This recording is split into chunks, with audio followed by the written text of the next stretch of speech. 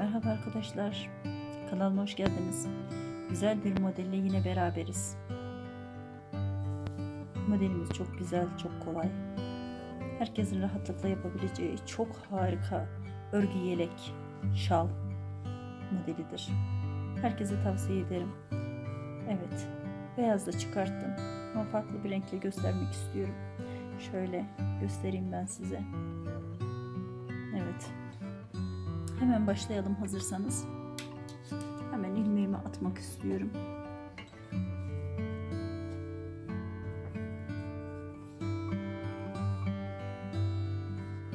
Çok küçücük bir parça başlayacağım arkadaşlar. Size göstermek amacıyla.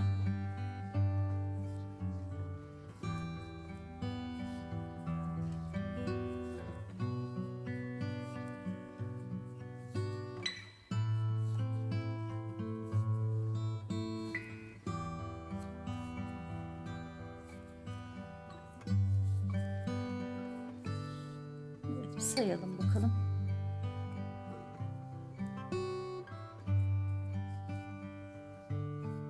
Bu kadar yeterli.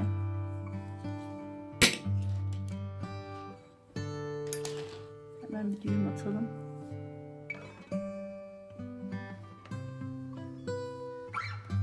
Ve başlayalım.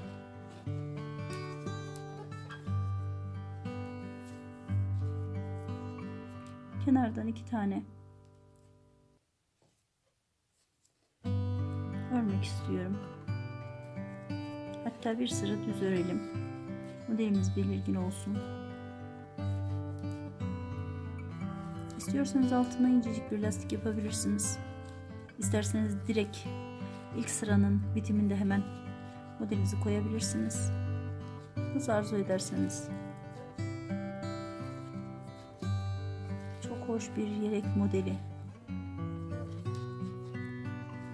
Hatta omzumuza attığımız geniş şallardan da yapabilirsiniz. Kalın iplerle.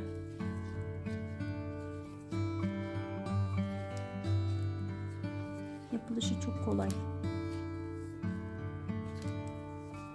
Hepiniz beğenerek yapacaksınız eminim.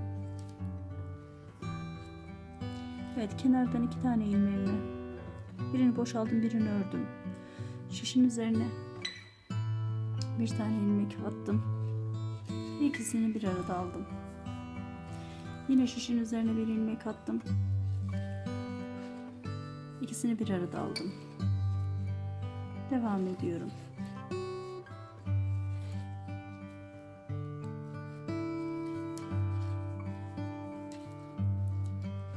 Aynı işleme devam ediyorum.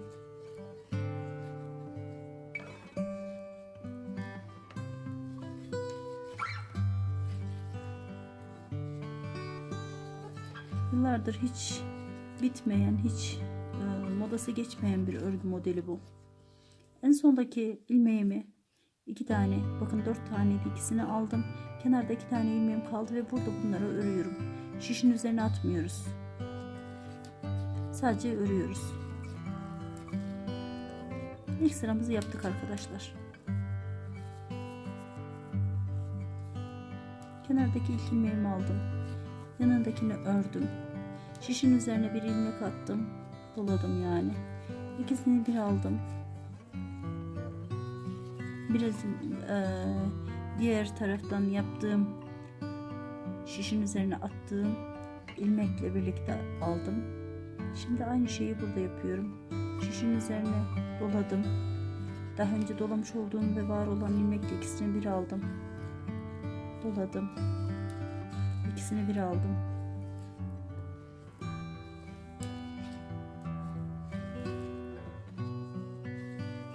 Burada da aynısını devam ediyoruz.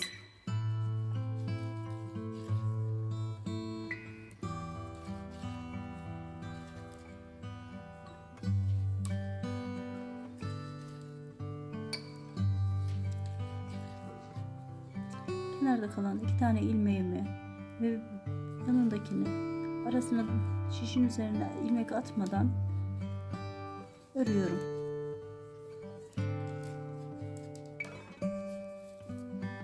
Modelin arkası önü yok arkadaşlar. İki tarafı da kullanılabilir. İki tarafı da aynı görüntüde. Şişin üzerine bir ilmek doladım. Daha önce dolamış olduğum ilmek ve sabit olan ilmeğimi bir arada aldım. Doladım. İkisini bir aldım. Doladım. Yine ikisini bir aldım. Aynı işlemi tekrarlıyoruz.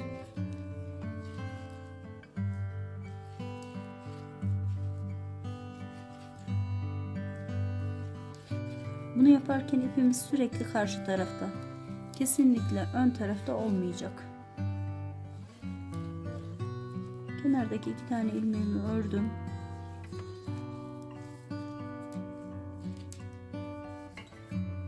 Ve yön değiştirdik. Kenardan ilmeğimi ördüm ve şişin üzerine doladım. Hemen yanındakini ördüm. Doladım. Ördüm. Doladım.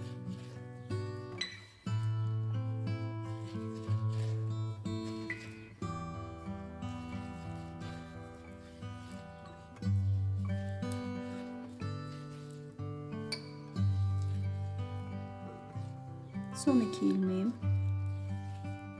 Modelimiz çıktı arkadaşlar. Birazcık daha ilerletip ne kadar güzel göründüğünü göstermek istiyorum. Ve yapmaya devam edelim. Benimle birlikte yaparsanız eminim sizinkiler de güzel olacaktır.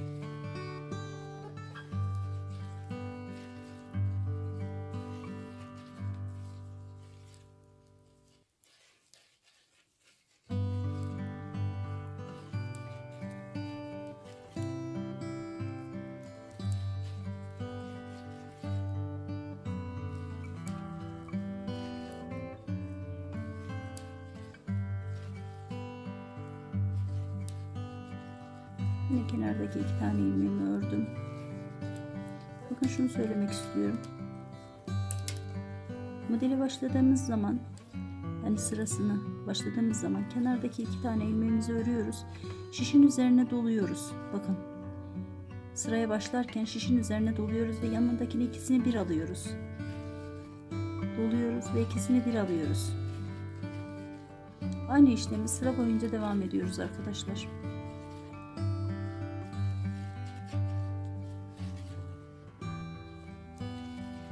Bu arada çiçeklerim mis gibi kokuyor. Baharın geldiğini gösteriyor.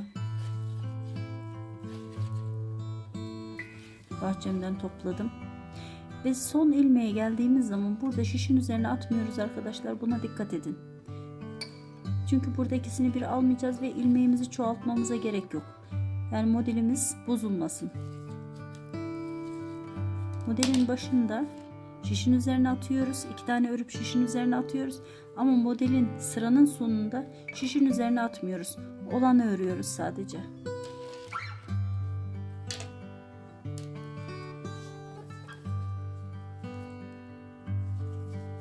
Evet, yeni bir sıraya başlıyoruz. Tekrar göstermek istiyorum.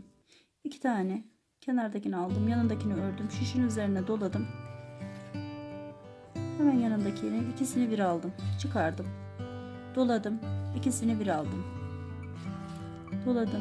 İkisini bir aldım.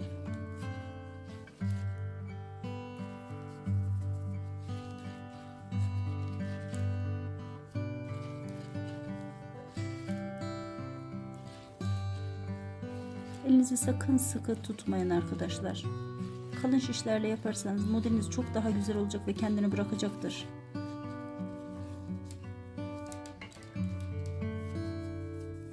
Örgünüzü kalın şişle yapmaya özen gösterin.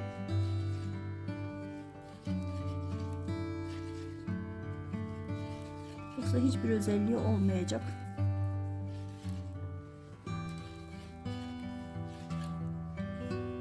Devam ediyoruz.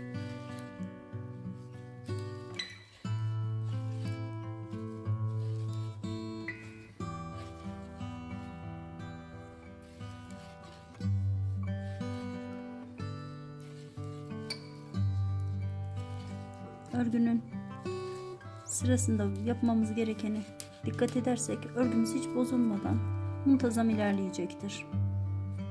Kenardakini boşaldık. Şişin üzerine doladık. İkisini bir aldık. Tekrar doladık. İkisini bir aldık. Doladım. İkisini bir aldım. Devam ediyoruz. Dolayıp ikisini bir alıyoruz. Modelin arka yüzünden de ön yüzünden de şişin üzerine dolayıp yanındaki ile birlikte alıyoruz. Bakın. Çok güzel bir model oldu. Eminim severek yapacaksınız. Her iki tarafı da aynı görünüyor. Hangi tarafını kullanmak isterseniz kullanırsınız. Büyük parçamı da tekrardan göstermek istiyorum. Böyle arkadaşlar. Evet. Bugünlük de bu kadar. Kanalıma abone olmayı unutmayın. Videolarımı beğenmeyi unutmayın. Yorum da yaparsanız çok sevinirim. Kendinize iyi bakın. Hoşça kalın.